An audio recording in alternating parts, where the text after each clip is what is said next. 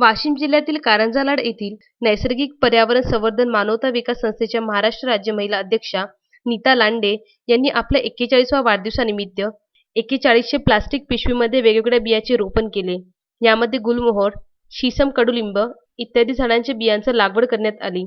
यामागचा दृष्टिकोन असा की येणाऱ्या पावसाळ्यामध्ये आता लावण्यात आलेल्या या बियांचे सुंदर झाड तयार होईल.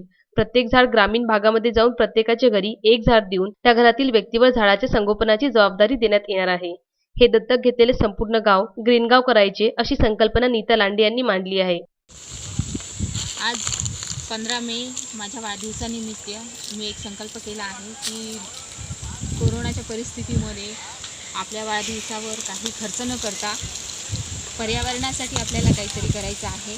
म्हणून आज मी माझ्या 41व्या वाढदिवसानिमित्त 4100 झाडांच्या बियांची आज लागवड केलेली आहे आणि ते 4100 झाडं संपूर्ण तयार झाल्यानंतर जेवढेही आमच्या कॉलनीमध्ये किंवा ग्रामीण भागामध्ये लोकांना त्या झाडांचा वाटप करून त्या झाडांचं संगोपन करण्याची जबाबदारी तिथल्या लोकांवर देणार आहे आणि तेवढे 4100 झाडं पूर्णपणे म्हणजे जिवंत राहिले पाहिजे आणि त्या झाडांचं योग्यरित्या संगोपन झालं पाहिजे याकडे सुद्धा आमच्या टीमच्या वतीने लक्ष देण्यात येणार आहे. आपण आपल्या वाढदिवसासाठी किमान 4 ते 5 हजार रुपये खर्च करतो, पण हा खर्च जर प्रत्येकाने आपल्या वाढदिवसानिमित्त पर्यावरणासाठी केला तर याच पैशाने झाड लावण्यासाठी पिशव्या, बिया व खत आणून रोपे तयार करून रोपांची लागवड करून आपण आपला वाढदिवस आगळ्या-वेगळ्या पद्धतीने साजरा करू शकतो. असे केल्याने आपण पर्यावरणाचे समतोल सुद्धा राखू शकतो, असे आवाहन सुद्धा आपल्या वाढदिवसानिमित्त नीता लांडे यांनी केले.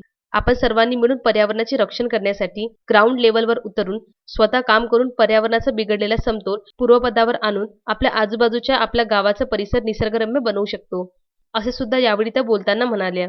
हा कार्यक्रम राबविण्यासाठी नैसर्गिक पर्यावरण संवर्धन मानवता विकास संस्थेच्या राज्य महिला अध्यक्षा नीता लांडे, अमरावती जिल्हा अध्यक्षा सुनीता टाले, संगीता लवाडे, गौरी लवाडे, आरती लांडे, प्रीती लांडे, आयुष लांडे या सर्वांनी संपूर्ण दिवसभर उन्हामध्ये हे कार्य करण्यास मदत केली.